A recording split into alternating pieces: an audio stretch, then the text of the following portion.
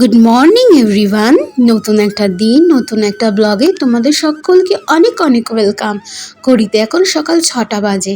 আমি ঘুম থেকে উঠেই মুসুর ডালটা ভিজিয়ে রাখছি। কালকে রাত্রিরে ঝড় বৃষ্টি হয়েছিল তো, তাই ডালটা ভেজাতে ভুলে গেছি। আর সকালে যেহেতু রান্না করতে হবে, তাই বললাম ঘুম থেকে উঠে আগে ভিজিয়ে রাখি। তো ভিজিয়ে এদিকে সাইডে রেখে দিলাম। রাখার পরে আমি এদিকে এখন এই ঘরটাতে চলে এসেছি, যে ঘরটা এখনও ইনকমপ্লিট রয়েছে, এখনও কমপ্লিট হয়নি। কালকে ঝড় বৃষ্টির জন্য চারদিকে ধুলোই ধুলো হয়ে গেছিলো, তাই জল ছিটিয়ে এখন ভালো করে ঝাড় দিয়ে নিচ্ছি আর পরিষ্কার করে নিচ্ছি। এই ঘরটা না মাঝখানে একটা পাঁচিল উঠবে, আর এখানটা তুলসী গাছটা লাগানো দেখছো, এখানটা ব্যালকনি হবে। ঘরটা একটু ছোট হবে, তবু যেহেতু একটা ঘর বড় আছে তো অসুবিধা নেই, আর ব্যালকনি না হলে হয় বলো? তো এদিকে সব কিছু করে আমি রান্নাঘরে চলে এসেছিলাম। বড়া এদিকে ভাজা হয়ে গেছে, আর এদিকে আলু ভাজা হয়ে গেছে। আলু ভাজার মধ্যে মশলাগুলো দিয়ে দিলাম। দেওয়ার পরে আমি একটু টমেটো সস দিয়ে ভালো করে একটু কষিয়ে ঢাকা দিয়ে রাখলাম। যেই আলুগুলো সিদ্ধ হয়ে গেছে তার মধ্যে জল দিয়ে দিলাম। জল দেওয়ার পরে তার মধ্যে বড়াগুলো দিয়ে দিলাম। কালকে বৃষ্টিতে না খুব সমস্যা হয়েছে, চারদিকে ধুলোই ধুলো হয়ে গেছিলো, একদম ভালো লাগছিল না। আর কেন জানি না সকাল থেকে শরীরটা খুব একটা ভালো লাগছে না, গাটা ছ্যাঁত করছে, কি জানি জ্বর আসবে নাকি। ওদিকে পড়ার তরকারি হয়ে গেছিলো, আমি স্নান টান করে ছাদে জামা কাপড় মেলতে এসেছিলাম। হঠাৎ দেখি গাছে একটা জবা ফুল ফুটেছে। তো সকালবেলায় হাজব্যান্ড পুজো দিয়ে গিয়েছিলো, আমি তো আবার গোপালকে দুপুরে খেতে দিই, তাই ভাবলাম কি যে জবাটা যাই আমি গোপালকে দিই। তা গোপালকে দিতে গিয়ে ভাবলাম না, তারা মাকেই দিই, তারা মা তো জবা ফুল পছন্দ করে। তারা মার চরণে গাঁদা ফুল ছিল, আমি গাঁদা ফুলটা সরিয়ে জবা ফুলটা সুন্দর করে দিয়ে দিলাম। দিয়ে তার সাথে সাথে একটুখানি গানও গেয়ে দিলাম ভগবানের কাছে। আমার খুব ভালো লাগে, আমি যখনই পুজো দিই ঠাকুরের কাছে গান গাই, মানে ঠাকুরের গান। তো এদিকে পুজো দেওয়ার পরে আমি এদিকে চলে এসেছি মাসকাবারি মাল, যেগুলো আমার গোছানো হয়নি। অনেক দিন আগেও নিয়ে এসেছিলো, অনেক দিন, তাও 3-4 দিন হয়ে গেছে, ব্যাগ থেকে আমি নামানোর সময়ই পাইনি। তাই ভাবলাম যে আমি মশলাগুলো যখন রাখবো গুছিয়ে, তখন এই কৌটোগুলো সুন্দর করে গুছিয়ে রাখবো। তো জানো তো কালকে যেহেতু সোমবার, হাজব্যান্ডের ছুটি, ও না বাড়িতে যাবে, মানে আমার বাপের বাড়িতে। আমার একটু মনটাও খারাপ, আমি যাবো না। আমাকে বলছিল মা যে কিরে আয় আয়, তা বললাম না, ছোটো ভাইটা পাস করেছে তো, আর ও আমার কাছে গোটা মুরগি খেতে চেয়েছিল, মানে গোটা চিকেন রোস্ট করে। তো আমি ওই গোটা মুরগি ফোটা মুরগি তো রান্না করতে পারবো না, তো আমি একটু মাকে টাকা পাঠিয়ে দেবো। আর এক্সট্রা কিছু জিনিস আমি আনিয়ে রেখেছিলাম আমার নিজের জন্য, ঢপ দিয়ে আমি ওগুলো মায়ের জন্য পাঠাবো। তো ওইটা একটু চিন্তা হচ্ছিলো। আমি প্রত্যেক মাসেই কিছু না কিছু পাঠাই মাকে, একটু তো হেল্প করতে হয় বলো। মেয়ে হয়েছে বলে কি কিছুই হেল্প করব না? আর কী বলো তো, যদি আমি চাকরি বাকরি করতাম তাহলে অতটা অসুবিধা হতো না, যেহেতু হাউস ওয়াইফ তো তবে একটু প্রবলেম হয়ে যায়, হাজব্যান্ডকে মানিয়ে সব কিছু গুছিয়ে তারপরে করতে হয়। কী করব? তো আমার যেতে ইচ্ছা করছিলো, কিন্তু গেলে না আমার আর আসতে ইচ্ছে করে না, মা বাবার জন্য মন কেমন করে। ওই জন্য আমি ওকে বললাম একেবারে জামাই ষষ্ঠীতে যাব, তুমি গিয়ে একটু ঘুরে এসো।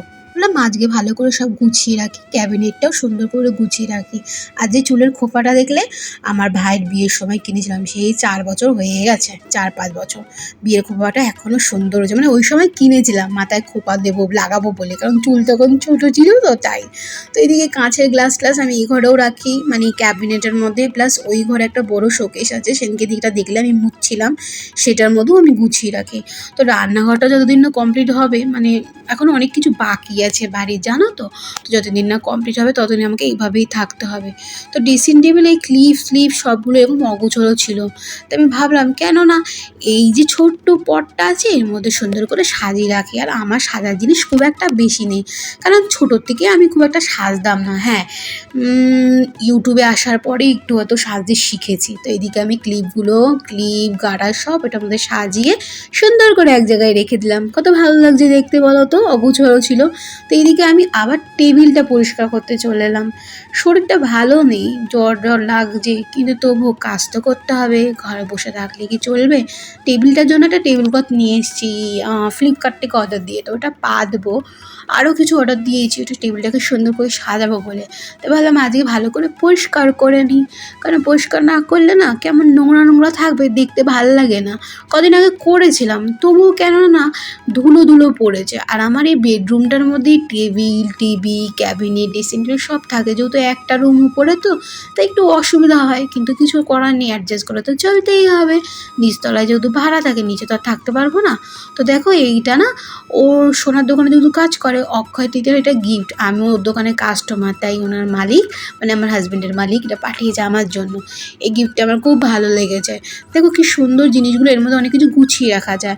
আর ও অক্ষয় তৃতীয়ার দিনকে সেই লাল শার্ট, গেঞ্জি, ব্যাংককের গেঞ্জিটা পরে গিয়েছিল ডিউটিতে, তো সেগুলো কাঁচা হয়ে গেছে আর সব আলমারির মধ্যে অগোছলো রয়েছে। তো ভাবলাম যে এই গেঞ্জিগুলো আমার ফেভারিট, মানে আমি সবসময় বলি যে এইটা পরো এটা পরো, তো সেই গেঞ্জিগুলো আমি সুন্দর করে এটার মধ্যে সাজাবো। এই জিনিসগুলো রেখে দেবো, এগুলো পরে আমি এর মধ্যে যা পারবো সাজাবো। বাট যে বড় যে পাত্রটা রয়েছে তার মধ্যে আমি গেঞ্জিটা ভালো করে ভাঁজ করে সুন্দর করে রোল করে রাখবো। কেন বলো তো, এইভাবে যদি গুছিয়ে রাখা যায় তাহলে গেঞ্জিগুলো না ভালো থাকে। কারণ আলমারির মধ্যে গেঞ্জিগুলো কিন্তু ঘেটে হয়ে গেছে। আর এই গেঞ্জিটা আমার ভাই এনে দিয়েছিল, ওকে ব্যাংককে গেছিলো তো ঘুরতে, তো ব্যাংকক থেকে গেঞ্জিটা ওকে দিয়েছে, গিফট করেছে। ওকেও এনে দিয়েছে, আমার ছোট ভাইকেও এনে দিয়েছিল। তো আমি ভাবলাম যে এইভাবে সুন্দর করে গুছিয়ে রাখি, তাহলে সুন্দরভাবে গুছানো থাকবে, তাই না? তো কিছু কিছু যেগুলো আমার ফেভারিট, মানে কলারওয়ালা গেঞ্জি আছে, গোল গলার গেঞ্জি আছে, যেগুলো সচরাচর মানে পরে না, মানে কোনো বিয়ে বাড়ি টিয়ে বাড়িতে যায়, কোনো অনুষ্ঠানে পড়তে পরে, তখন যেগুলো পরে সেগুলোই আমি গুছিয়ে আমি ওই জায়গাটা ভালো করে রাখছি। আলমারিটাও আমাকে গোছাতে হবে, কারণ ভীষণ অগোছালো হয়ে গেছে। কিন্তু কিছু কিছু জিনিস বানাতে হবে, সেগুলো না বানালে কি হয় বলো?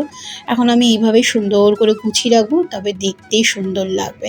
আর কালকে যা ঝড় বৃষ্টি হয়েছে, এই গরমের মধ্যে পাগল হয়ে যাচ্ছিলাম। কিন্তু দেখো, মানে কপালে না ভালো জিনিসটা সয় না। যেই ঝড় বৃষ্টি হলো, ঠান্ডা ঠান্ডা ওয়েদার, শ্যাম্পু করার পরে কেন জানি না ঠান্ডা লেগে গেল আর গায়ে জ্বর জ্বর চলে এসছে। তোমার সারাদিন এভাবেই কাটে, কি করব, কিছু করার নেই। তো এই গেঞ্জিটা আমার খুব ফেভারিট। এই গেঞ্জিটা আমি আমার হাজব্যান্ডকে জন্মদিনে গিফট করেছিলাম। আমার ব্লু কালার খুব ভালো লাগে, আর ব্লু কালারই ওকে গেঞ্জিটা দিয়েছিলাম। দেখো কি সুন্দর সাজিয়ে নিলাম না।